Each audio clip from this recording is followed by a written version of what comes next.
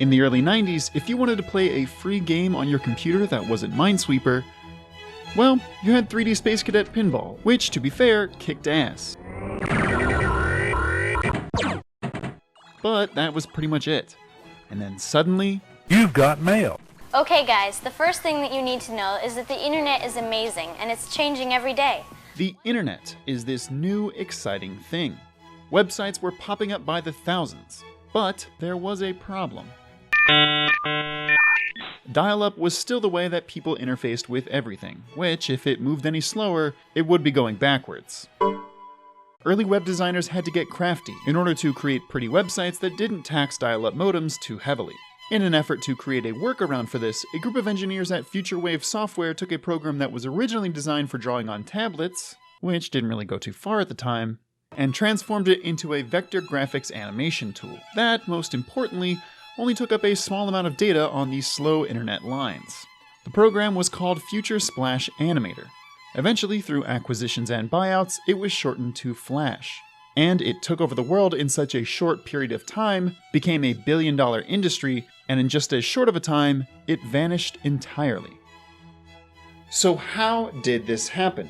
How did Flash games rise to such a height that sites like Newgrounds, Addictinggames, and Kongregate became household names for kids growing up in the 2000s? And what legacy, if any, do they have on the gaming industry as a whole? Well, I've done the research so you don't have to, and today I present to you the history of Flash games. If you enjoy the video, please consider subscribing for more content from us. Let's take a step back to 1991, when at the young age of 13, a boy named Tom Fulp started a magazine dedicated to covering the Neo Geo, which you could say single-handedly led to the success of Flash games. Actually, that might be the nicest thing someone has ever said about Neo Geo, apart from Metal Slug is cool and, oh hey, they have a guy in Smash now. Tom Fulp called his magazine Newgrounds, which is the literal translation from Latin to English of the words Neo Geo. It was during these years that Fulp began experimenting with game development, including his early hits Club Seal and Assassin, which gained him some clout on the nascent internet. In 1998, Inside Edition reached out to Fulp and told him they wanted to do a piece on Assassin. Inspired by this, to update his online image, Fulp consolidated all of his acquired domains and his magazine into one website. However, the domain name newground.com was already taken, so he simply added an S to the end and hit enter. And thus, newgrounds.com was born. At the time, Fulp had no idea that his small collection of message boards would grow into one of the internet's go-to places for free games and other content. Funnily enough, Inside Edition never gave him that interview. Originally, he would create his games by doing the animation on an Amiga with Deluxe Paint, and then moving it over to a PC to program it with Pascal. This process was slow and frustrating. Fulp remembers thinking, quote, "Why can't I connect my animations to my code? There was never an easy way to do that. You'd have to get into all this crazy graphics programming stuff." And then one day, his friend introduced him to Flash. Quote, "Flash was the first software that did what I'd always been dreaming of growing up. I was able to animate a character walking, and it was immediately in the game. There was really nothing like it. It just made everything so easy." It's really hard to communicate just how much easier Flash was than anything that came before it in regards to programming games. And as Flash began to quickly grow in popularity, so did Newgrounds. Fulp kept making his own games, including Pico's School, which, in the words of Fulp himself, was the most complex Flash game at the time. He put this game up on the site and then added a page called The Portal, where people could send their own Flash games and he'd host them. Quote, "There wasn't really a dedicated Flash game site. The Portal was originally something I was manually updating because there were people who made Flash games but had nowhere to showcase them. So they would email me their files and I would stick them in. It wasn't even an important part of the site. It was just a place for unfinished projects. But then, more people were emailing me and it was becoming a real chore to constantly update." In 2000, Fulp automated the process, allowing users to instantly upload games to Newgrounds, which helped propel the site's traffic to a new level of popularity. The cost of hosting the site now grew to over $1,000 a month, which for Fulp, who was still a college student at the time, was simply not possible. he had to partner with a larger company who agreed to host the site in exchange for a cut of Newgrounds' ad revenue. And then in 2002, Tom Fulp partnered with Dan Paladin to make the Flash game Alien Hominid, which 2 years later would see a full console release, and the founding of the Behemoth, their game studio that would develop indie game hits like Castle Crashers and BattleBlock Theater. And as Flash games were experiencing a boom, people realized that Flash was easy to use, and people could create projects at a breakneck speed. Suddenly, all kinds of sites that hosted Flash games started popping up.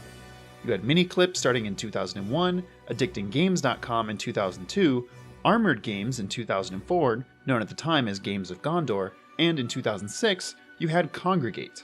All of these sites lived off the business model of collecting a large database of Flash games, sometimes even paying the developers of these Flash games for the exclusivity to the game on their website.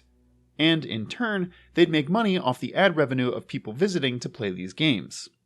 Yes, folks, way before the Epic Store, there was exclusivity deals on PC. By the mid-2000s, everybody and their mother was making Flash games.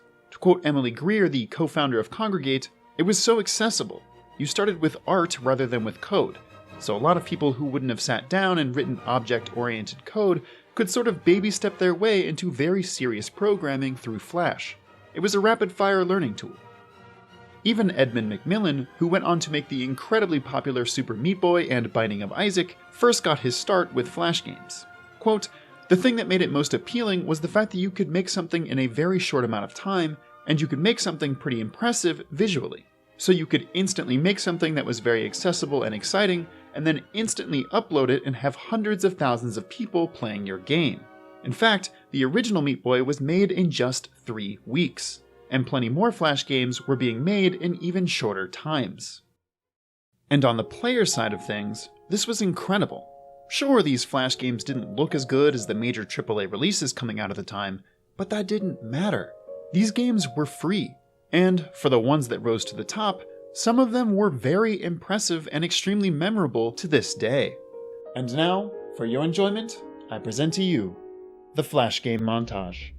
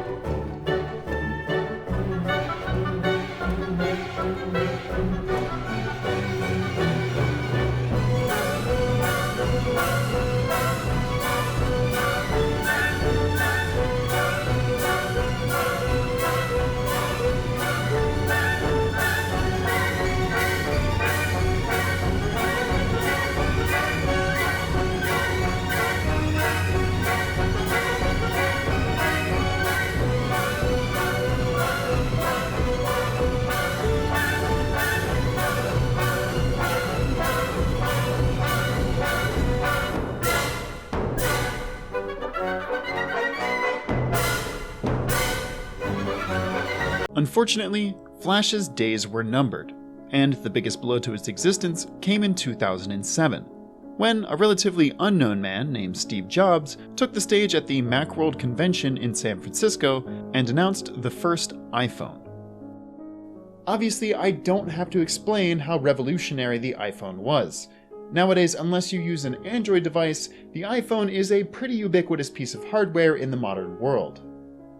The iPhone could do just about everything, but the one thing they chose to leave out was Flash. Apple ignored the once all-powerful software because of how quickly it drained battery life, it was simple to hack, and perhaps most importantly, they didn't want to have to partner with a third-party company, now Adobe, to put it on their phones.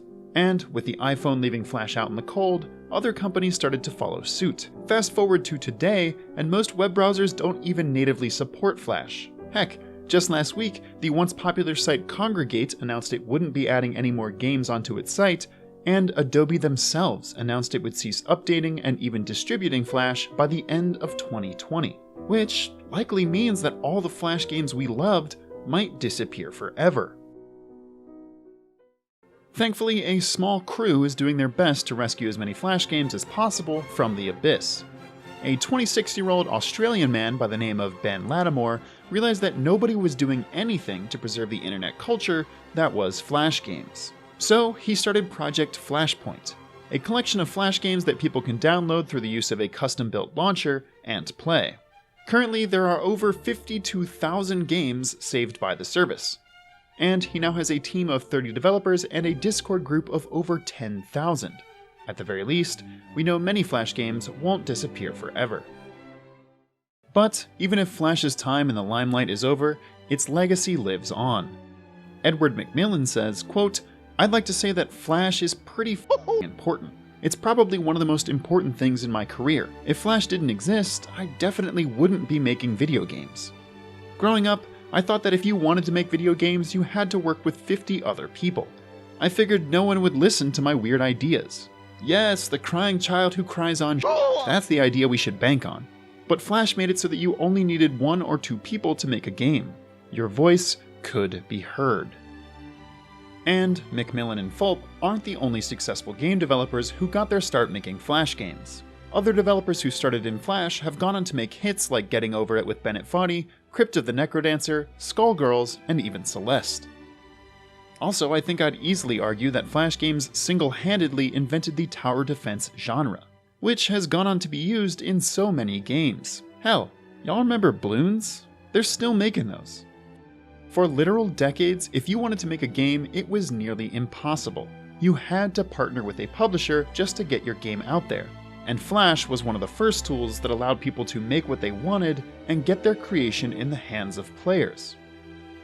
Today, the gaming ecosystem is flooded with indie titles both big and small, and it's hard to not look back and thank Flash games for what we have today. Thank you very much for watching this video on the history of Flash games. If you enjoyed, please give this video a thumbs up and consider subscribing for more content from us. Also, maybe head over to our Discord if you'd like to reminisce about Flash games. And if you'd like to hear us talk about current gaming news, follow us on Twitch, where we do a live show every week covering the hottest gaming news. Once again, thank you for watching, and until next time, have a wonderful day.